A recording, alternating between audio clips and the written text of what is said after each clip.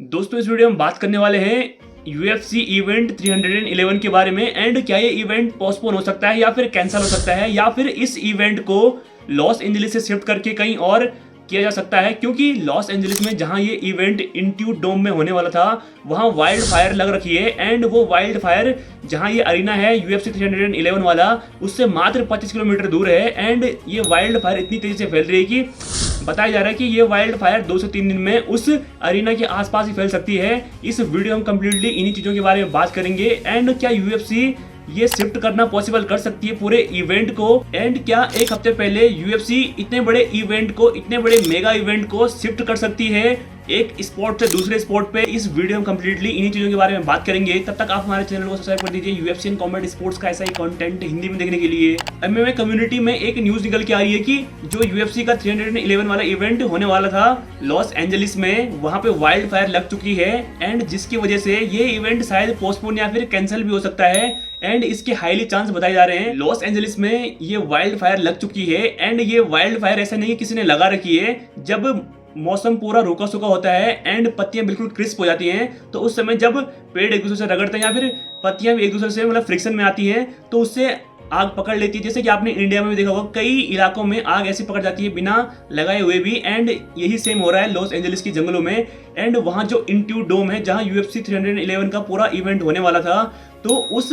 Arena से लगभग 25 kilometre दूर पे ये आग अभी तक आ चुकी है एंड ऐसा अनुमान लगाया जा रहा है कि ये फायर पहुंच सकती है उस तक 2 से 3 दिन में यदि इस पे कंट्रोल ना किया गया तो। एंड अब ये देखने वाली बात होगी कि यदि ये पूरी फायर उस अरीना के आगे पीछे आ जाती है तो फिर ये इवेंट कैंसिल होगा या फिर पोस्टपोन होगा। एंड आई डोंट थिंक कि UFC इस इवेंट को कैंसिल करेगी या फिर पोस्टपोन करेगी। हाँ, ये हो सकता है कि यदि वो फायर UFC अरीना के आगे पीछे आ गई तो UFC उस स्पोर्ट से दूसरे स्पोर्ट पे इन चीज़ों को फिक्स कर सकती है, बट वो करना कितना सही होगा कितना गलत होगा ये तो आने वाले कुछ दिनों में पता चलेगा। बिकॉज UFC बिल्कुल भी अपने मेन इवेंट को कभी कैंसिल नहीं करती चाहे कुछ भी हो जाए। हालांकि UFC एक स्पोर्ट से दूसरे स्पोर्ट पे इस इवेंट को शिफ्ट कर सकती है। UFC का पेपर व्यू का ये कार्ड है एंड ये इवेंट एक स्पोर्ट से दूसरे स्पोर्ट पे शिफ्ट करना आई डोंट थिंक कि अभी पॉसिबल होगा। हालांकि UFC इसे पॉसिबल कर सकती है बट अभी एक हफ्ता बचा है UFC 311 के इवेंट के लिए एंड इस इवेंट में ये करना पॉसिबल नहीं होगा बिकॉज UFC की जो पूरी टीम होगी वो पहले वहां गई होगी, उन्होंने ऑक्टागन सेट किया होगा एंड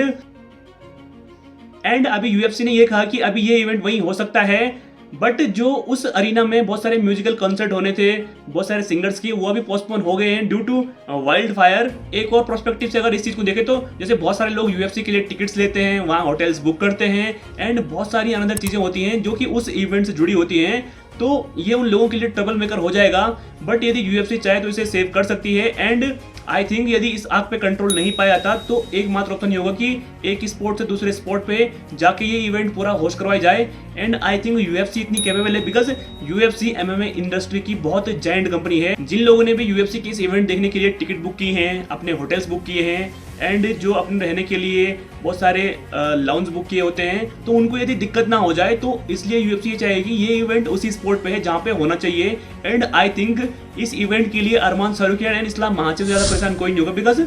वो लोग अपनी फाइट के लिए लगभग 2-3 महीनों से प्रिपेयर कर रहे हैं एंड यदि ये इवेंट कैंसिल हो जाता है तो इससे पेपर व्यू पे तो फर्क पड़ेगा ही, UFC पे जो मनी बर्डन है उसका फर्क तो पड़ेगा ही, बट सबसे ज़्यादा फर्क पड़ेगा उन फाइटर्स पे जो इसके लिए काफ़ी टाइम से प्रिपेयर कर रहे हैं। एंड आई थिंक UFC को भी इसके बारे में एक बार सोचना पड़ेगा कि यदि ये फायर बढ़ जाती है, यदि ये कंट्रोल में नहीं होती है तो उसके बाद उन्हें दूसरा इवेंट कहाँ करवा सकते हैं।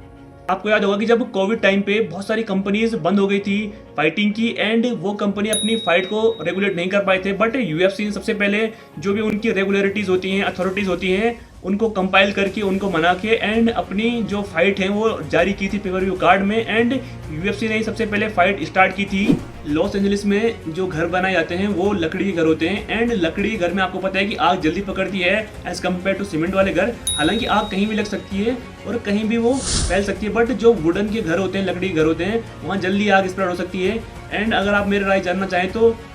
मैं मानता हूँ कि आग जल्दी जल्दी रुकनी चाहिए एंड UFC का ये इवेंट कंटिन्यू होना चाहिए बिकॉज UFC का साल का सबसे पहला ये मेन इवेंट है एंड इस इवेंट से ही डिसाइड हो जाएगा कि अरमान सरोगिन चैंपियन होंगे या फिर इस्लाम महाचेव वेल्टरवेट कैटेगरी में शिफ्ट होंगे या फिर मिराब अपने टाइटल को सक्सेसफुली डिफेंड कर पाएंगे या नहीं, या फिर उमर नूरगामेडोव नए चैंपियन बन जाएंगे। लोगों के बीच इस इवेंट की उत्सुकता, क्रेडिबिलिटी बहुत ज्यादा है बिकॉज ये साल का पहला इवेंट होने वाला है यूएफसी का। दोस्तों आई होप आपको ये सारी कंडीशन समझ में आई होगी कि यूएफसी इस इवेंट को एक स्पोर्ट से दूसरे स्पोर्ट में शिफ्ट कर सकती है या फिर नहीं कर सकती, या फिर यूएफसी इतनी कैपेबिलिटी रखती है इस इवेंट को पूरा करवाने का। इस वीडियो में हमने पूरी यही बात की है। मिलते हैं यूएफसी एंड कॉमेडी स्पोर्ट्स से किसी नई वीडियो में।